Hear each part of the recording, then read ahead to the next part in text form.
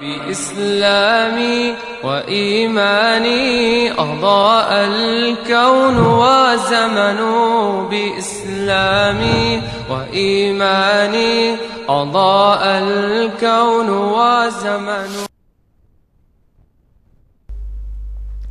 أعوذ بالله من الشيطان الرجيم. بسم الله الرحمن الرحيم. الحمد لله والصلاة والسلام على رسول الله ثم أما بعد. السلام عليكم ورحمة الله وبركاته. Allah subhanahu wa ta'ala hammamizni hayotimizni qadrlaydigan, qisqagina hayotda Allohni rozi qiladigan va xalqimizningki beshrik zulmni ko'tarishga harakat qiladigan kuch-quvvat, iroda ato qilsin. Hayotimizni foydali ishlar bilan o'tkazishga nasib qilsin. Bugun Payg'ambar alayhissalomningki hayotni qadrlash, hayotning naqadar qisqaligi, hayotning naqadar arzimas bir nas ekanligi haqida bizga yo'l yo'riq ko'rsatgan bir hadisida haqida to'xtalamiz.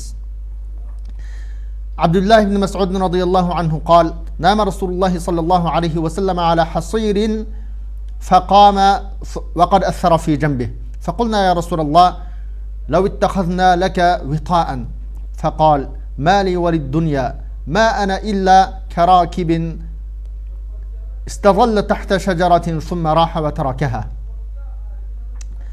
Abdullah ibn Mas'ud radhiyallohu anhu bayon qilgan hadisda shunday deydi. Payg'ambar alayhissalom bir kuni bo'rining ustida uxlab qopti dedi. Sahobalar bizmi ko'rdik Rasulullohning uxlab qolganligini.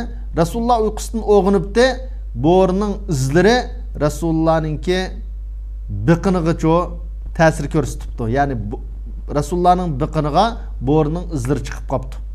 Shuning bilan dedik biz ya Rasululloh, agar ruxsat qilgan bo'lsa biz sizga bir yumshoq ko'p yasab bergan bo'lsak, shu ko'pida uxlagan bo'lsalar deb mushunaq dedik. Payg'ambar alayhissalom dediki, nim bo'pti menga? Dunyoga bunchalar eslib, dunyodagi rohat farog'atga, dunyodagi lazzatga, dunyodagi xizmatga bunchalar eslib olib, menga nima bo'pti, nima kepti? Men unda qilmayman demoqchi. Men bu dunyodagi rohat farog'atga, lazzatga unchalar berilib ketmayman. Menga oxirat hammadan muhim. Bu dunyoda men manfaatlik yaxshi ishlarni qilib olsam bo'ldi. Men bu dunyoga nisbatan kimga o'xshayman, qanday odamman, dunyo bilan meni selishtirsa, ya'ni boshqa muhaddisning boshqa kitoblarda kelgan rivoyatlarda ma masari va masarud dunyo deb kelgan. Mening va dunyoning o'xshi, ya'ni dunyo bilan mening hayotimni selishtiradigan bo'lsak, men xuddi o'zining etiga minib issiq bir kunda safar qilgan bir odamga o'xshash.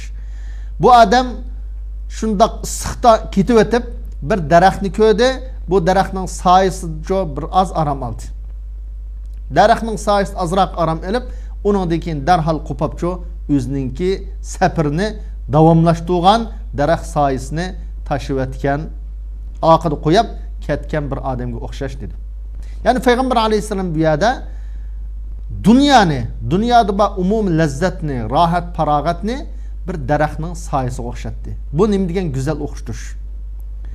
Daraxtning soyasi tabiiy holda charchagan insonga nisbatan, issiq qolgan insonga nisbatan birdamlik rohat bag'ishlaydigan o'rin. Lekin bu daraxt yeshillikda, dunyo yeshillikda soyaga o'xshashsa, soya xuddi mangu bir o'rinda qolib qolmagandek, yo'tkilib turgandek bu dunyomichu shundoq yo'tkilib turdi degan gap. Ya'ni daraxtning soyasida bir odam jangalda ketib o'tib, tabiiy holda uya ko'rib, uy serib, men mushad yashay demaydi. Birdam aram oladi, undan keyin ketadi. Daraxtning soyasimichu shundoq yo'tkilib turdi. Hamma odam biladi buni. Daraxtning soyasi muqim emas, yo'tkilib turdi. Bir joy turmaydi. Kunduzda kun shundoq yaxshi tushsa, azroq soya tashlaydi. Azroq vaqtdan keyin bu soya yo'tkirdi, hatto yo'qab ketadi kunning yo'qishi bilan. Mana dunyo mushundoq tiz yo'qaydigan, tiz yig'ildigan, tiz qo'ldan ketirgan bir narsa degan gap bu hadisning mazmuni. Demak, bu hadisdan biz hayotimizga ma'lum o'rnak darslarni olgan bo'lsak, bu hadisdan qaraganda xuddi dunyoga ko'ngil bo'lishni so'kkandek bir mazmun chiqadi. Lekin bu yerdagi maqsad nima desa, Payg'ambar alayhissalom dunyodagi hayotning qanday bo'lganligini bizga bayon qilib bermoqchi, misol keltirish orqali. bu dünyanın hayatının ne kadar kısık ekanligini bizge ko'rsatib bermoqchi. Dünya hayatını siz her qancha bunun esilgan bilen, her qancha tirishchanlik qilganingiz bilan, lekin bu naiti ozg'ina vaqt tugaydi o. Ozg'ina vaqtda buni qadrlamay behuda o'tkazib etsangiz, hayotdan ayrilasiz, keyin qiyomat kunida-chi o'zingiz ziyon tortganlardan bo'lasiz demoqchi. Shuning uchun bu hayot ne kadar qisqa bo'lganligi uchun musulmon zirak aqlli inson chuqur bu hayotni qadrlash kerak. Bu hayotni behuda o'tkazmaslik kerak. Allah subhanahu wa ta'ala Qur'oni Karimda "Va mal hayatud dunya illa la'ibu wa lahu wa lad-darul akhiratu khayrun lil ladina yattaqun afala ta'qilun." Dunyodagi hayotlik o'yin tomosha. O'yin tomoshadan iborat. Yani dünyadaki hayatlıkka alahidi köngil bölgen, bu hayatlıkni dünyadaki en muhim özünün kılışık tigişlik işi, yaşaşık tigişlik işi dep kargan Adem'e nispeten Allah subhanahu wa ta'ala bu ayet nimi deydi o dese, bu oyun tamaşadan ibaret. Lekin kıyamet gündeki hayat çoğu, bu mengoluk hayat. Davamlı şırgan hayat. Kimler üçün bu dese Allah'dan korkanlar üçün. Allah'ın hakik tunuganlar üçün, kıyametlik hayat üçün, ulusaldıgan şu hayat üçün tirişçallık kıldıgan hayat ma dünya hayatı.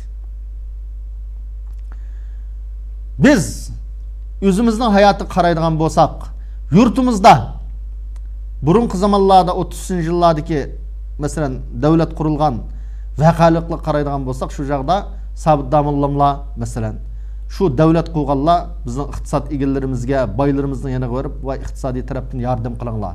Ma devletni gullantirish uchun, ma devletni saqlab qolish uchun iqtisod yardım qilinglar desa, bir tilla bermagan degan biz vaqaliklarni kitoblarda o'qidik.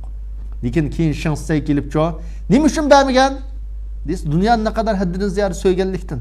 Bu dunyodan ayrilib qolsam men o'liman, tugushiman, xarob bo'ladi mening kunim deganlikdan bo'lgan ish. Allah yurida, vatan yurida, devletni saqlab qolish yurida pul hajligini unutmagan. Lekin shansay degan zalim kelibcho, bayning kallasini elib, hamma pulni, mal dunyoni et chiqsin degan vaqtda Sovetlarga oltin tillarni qachilab et chiqib oldirib qo'ygan deydi. Zalimga bergan, o'limdan qo'rqib, lekin Allah yurida, devlet yurida, cihat yurida shu berishdan nurg'un baylarimiz, iqtisod egalari shu qo'lni tatgan. Nima uchun? Dunyoga bo'lgan muhabbatninki haddidan ziyod bo'lganligi, oxiratni o'ylamaganligidan bu shunday ishlarni qilgan. Keyin kunlarda shu desa, nurg'un mayli ma'lum ahli ilmlar, mayli ziyoli bo'lsin, mayli diniy ahli ilmlar bo'lsin, mayli iqtisod egalari bo'lsin, o'zining jamiyatlik o'rni, iqtisodiy, ma'lum huquqi muşularni qo'g'dab qilish uchun, ya'ni dunyoda rohat farog'atda, xotirjamlikda yashayman deb bu hayotni ne kadar haddidan ziyoda muqaddas narsa, bu ulug' narsa, katta narsa, dinimizni setib, menimizni berib bo'lsa, biz hayotimizni qo'g'dishimiz kerak degan tushuncha bo'lg'achqa, nurg'unlari zolim bilan, kommunist bilan hamkorlashib, chiroyli yashab, o'zimizning hayotini, xotirjamligimizni qo'g'daymiz deb tirishchilik qildi. Keyingi vaqt shu, keyingi kunlarda shu. Nima ish bo'ldi? Shu ilm egalari, ahli ilm bo'lsin, ziyolilar bo'lsin, iqtisod egalari bo'lsin, hammasi zolimning qo'lida nurg'unlari o'ltirildi, nurg'unlari turmalarga kirib yotdi. Agar shular bu hayotda men har qancha rohat yassammi, hamini ya 50 yil yashaydi ekanman, ya 80 yil yashaydi ekanman. Lekin ma'lum jafot olsammi, oxiratligim uchun yashay. Kıyamet günü Allah aldıda men mandaq işini qildim, men mandaq yaxshi ishni sening dining uchun, musulmonlar uchun ma ishni qildim deb o'lib ketsam, men kıyamet günü menguluk rahat farog'atga erishidi ekanman deb buni o'ylamaganlikdan cho nurg'un xatoliklarni, nurg'un kamchiliklarni sodir qildi. Va bugunga qadar chet elda nurg'un odamlar buni sodir qilyapti. Bu xatolikni sodir qilyapti. Biz Resulullah sallallahu aleyhi ve sellem'nin hayatı qaraydigan bolsak, bu dünyanın ne kadar Resulullah ma yuqorqi hadisdimi ne kadar arzimas narsa ekanligini bayon qildi. Sahabalarning hayotini qaraydigan bolsak, shu Resulullahning zamonasidagi desak, Abu Bakr Siddiq hammamiz bilamiz, o'qiganlar Özünün melini hemen Allah yolda berip etken. Vay üzerinin ailesiga nimini koydun degan vaqtda Saraktullah ve Rasule. Allah'ın Resulü koyup koydum ularni degan. Osman radhiyallahu anhu bir askarni umumiyizlik yüzü tayyor qilgan. Yüzü iqtisadini berib bir jihatga chiqargan nechimin qo'shinni tayyor qilgan. Yani Allah yurida o'zining mol mulkini cho hajliyalgan. Payg'ambar alayhissalom Osman radhiyallahu anhu onu danglab ma darra Uthman ma fa'ala ba'da al-yawm. Osman radhiyallahu anhuga nimish qilsa buningdan keyin ziyon bo'lmaydi. Yani buning xuddi zodi burunqi va kelajakda qilib qolmoqchi bo'lgan. Yani hamma gunohlarini Allah afv qilib etdi degandeklan bir duo. Osman radhiyallahu Osmanga nimish qilsa buningdan keyin u qilgan ishining ziyni yo'q degan. Bu shunday guvohlik bergan. Abu Bakrning Umarning nimish qilganligini bilamiz. O'zining yerim malni, mal dunyosini atib etgan Allah yo'lida. Nima uchun? Dunyo ularning quldi bo'lganligi uchun. Dunyo qalbini egallamaganligi uchun. Ular har doim Allah subhanahu va taolaning innallazina la yarjuna liqa'ana wa radu bil hayati dunya wa tuma'annu biha wallazina hum an ayatina ghafilun degan oyatni eslab turganligi uchun. Qiyomat kuni Allah bilan uchrashishni xohlamaganlar. Biz bilan uchrashishni orzu qilmaydiganlar. Qanday odamlar o? Nima ish qildi ular desa, dunyo hayotiga rozi bo'ldi ular. Dunyoda men rohat parog'at ko'rsam, xotirjam yashasam, turmushim yaxshi bo'lsa, oxirat bilan chatqim yo'q. Mening xalqim bilan chatqim yo'q. Musulmonlar bilan chatqim yo'q deb o'zi bilan yashaydiganlar. O'zining hayoti uchun yashaydiganlar. Qiyomat kundan g'afil qilib qolganlar. Qiyomatni eslamaydiganlar.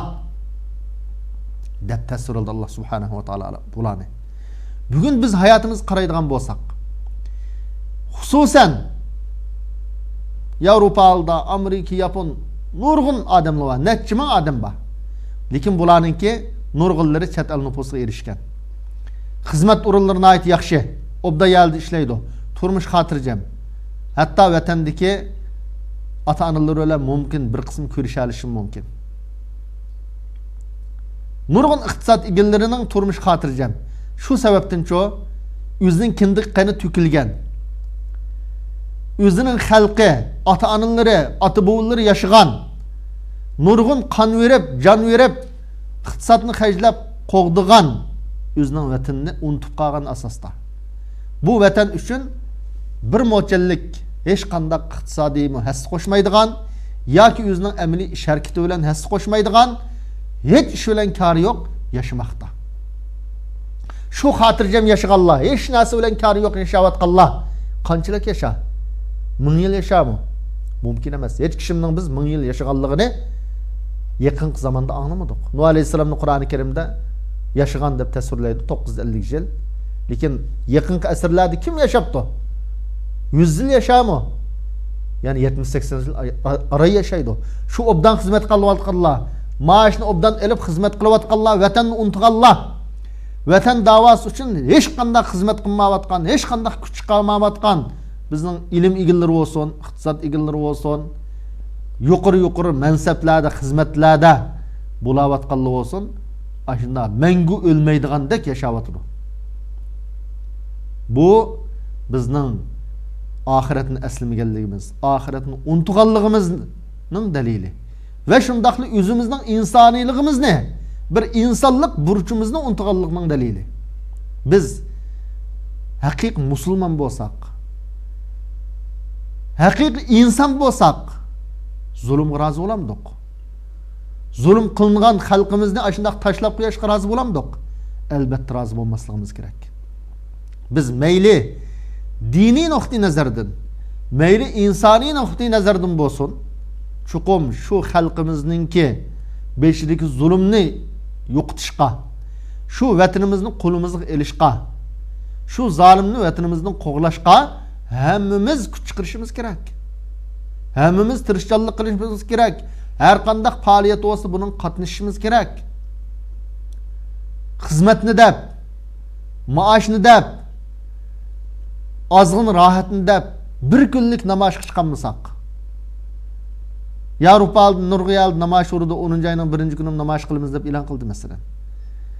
aşağı gibi 5000 adam yığılanmasa sanap gelsin nurguna 15-20 ming 30 ming adam var. Neçe devletten yığıp gelse. Bu bizge nispeten bir eyip emasmi?